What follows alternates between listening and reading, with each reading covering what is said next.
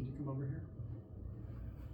Okay, so what we have is tinnitus and massive brain fog after some sort of a prophylax treatment where they hit, that's like a jackhammer type of thing, where they hit the back of the atlas and knock it forward, I guess. Either way, that's what happened here. And you can see that his atlas is way up to the right when we look from the side. And I've got other images. Basically, the whole thing is knocked forward. And you can just kind of look at it here and see that it doesn't look right. Look how it's jacked up in there. Couple things. One, we look at you from the front here. Of course, there's venous drainage problems. The left jugular veins shut down pretty good. But you notice that you're lying, when you lie straight in the scanner, your head's pulled over to one side. And let's show that. So you can see that everything is approximating and pulled down on the left. And it looks like the scalenus medius, which I'll bring that up here. So it looks like there's a contracture and a shortening of the muscle here. Scalenus medius, the scalenes that attach to the C2, C3, and the first rib. That was like one of the first things we noticed besides the jugular vein. And you can see how it attaches down to the first rib. So let's close that. So we see that crookedness there. And we go down to that first rib and we see that that first rib is dropped down also on that side. So what we already know is that the scalenes have a hard time modulating when the first rib is down like that. We recommend prolotherapy to tighten up those ligaments there. There's a ligamentous attachment. We want to bring that up. So the interesting thing is that when you turn your head to the right, all this is not stuck. It does move. Matter of fact, let me move the front of the, clean up the front of this so you can see. Because you'd think that there is a disc injury or something that's making it all crooked like that. But when you turn your head, it straightens right up, goes the other direction, and the first rib lifts up. So here, actually, this is a better picture of it. Right, so you can see how C2 is pulled down on this side, and you can just picture an attachment that goes, or a muscle that goes between there and the first rib. And since the first rib is dropped, then when you turn your head to the right, you can come over this screen. All that goes away. The first rib lifts up. It's no longer dropped. It's actually where it should be, to the facet. And all this goes the other direction. You can see how C2 lifts up off of C3. None of this is stuck. The discs are intact. It's fully has full motion. So this is kind of a fresh injury, whatever it is that we're documenting here. Okay, so then there's some other things to talk about. So this is inside your cranial vault. We're going to look at this image here. And some would argue that you were born with a hypoplastic left transverse sinus, and that's why your left jugular is so hypoplastic and has decreased flow. Okay. You could have brain sag that would also kind of cause this. There are other things that would cause this.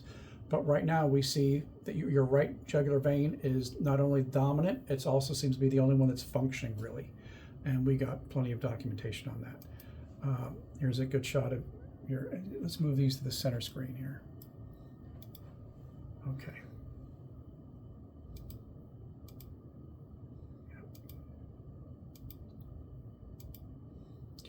And that was the other thing. We have a styloid that's really long on one side and short on the other side. So we're thinking an asymmetrical thing that's been going on for quite a long time. And perhaps that styloid will be removed at some point, but that's not where we are now. And you got great results with what we did today. There we go, that. Right, so this is showing the left side and the right side. These facets are closed, and you can even see some wedging there. So if somebody wanted to inject PRP in here to help joint that capsule would be nice. Your prolotherapy that you're already getting to help bring the curve back, which is horrible. That's nice. So the right side of your neck, you can see all these joint spaces are open because you're tilted to the left. That contracted scalenus medius and scalenus anterior might be involved too. We did examine you today to see if the levator scapula was part of the problem, because it also has attachments there, and it didn't seem to be part of the problem. Yeah, so there's a big difference between, so you can see where the motion is and where it's tilted there. I just wanted to document that. Beautiful shots of how far that first rib comes off in the neutral position. So, all right, so the injury here, depending on what tools that your doctor has to pull from, some doctors would want to do Botox in there to stop that muscular contracture. The Prolo guy is going to want to tighten up this first rib to make it to where the muscles can modulate. And when people have this kind of thing, we call it a bobblehead, because it makes the head kind of unstable and wobbles back and forth because the scalenes can't modulate. And by the way, neither of your first ribs were really in the best position, but this first one on the left really does move like it has a lot of movement and motion in there. There it is in the normal position. Yeah, we documented that quite a bit. That's right head rotation. Yeah, just wanted to show still shots of how much it opens up. It's not stuck. Right, so the Prolo guy would probably want you to turn your head to the right, put Prolo in there, try to keep your head to the right as much as possible, and depend on that contracture or tightening of the scalenes to help put the first rib in place. So it depends on what doctor you get in front of. Yeah, there's that beautiful left and right rotation showing you how it does move. Nothing is stuck. Old injury here, since we're taking an inventory of everything. This is where it gets interesting.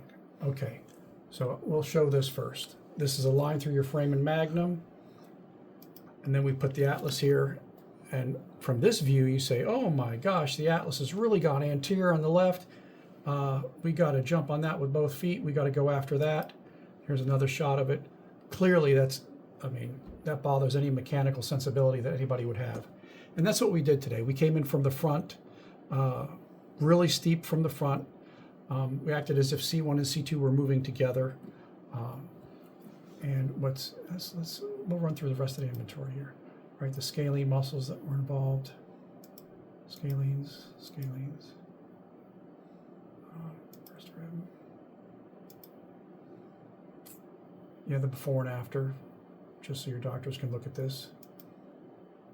This is an aerial view of that first rib, look at the distance, how it's floating out. This is a gap in there. I don't know if the picture does it justice, but that's a space there, and the other one is fully attached.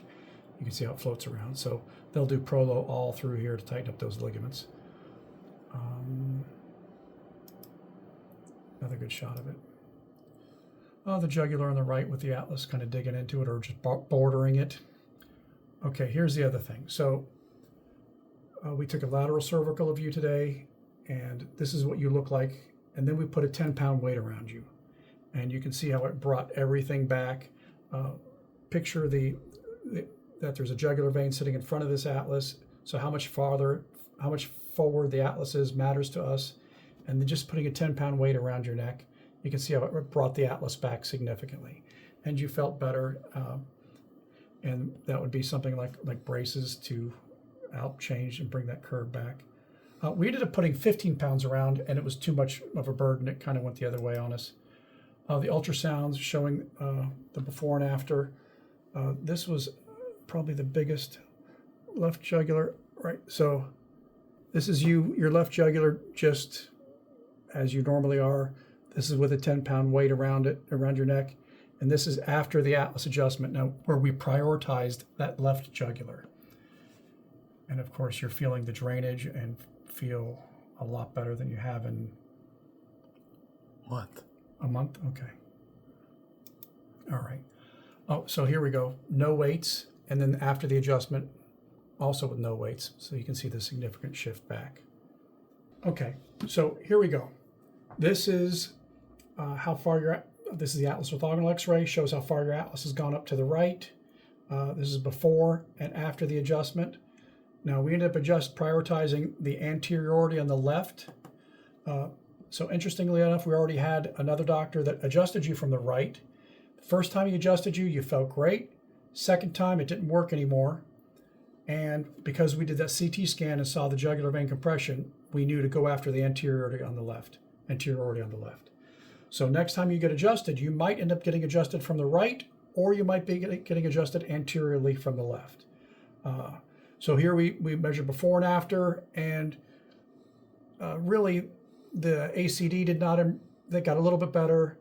The lower angle got a little bit better. The spinous rotation, that was the biggest improvement. The C2 was, actually C2 was 4 degrees left. Afterwards, it went down to 2 degrees left.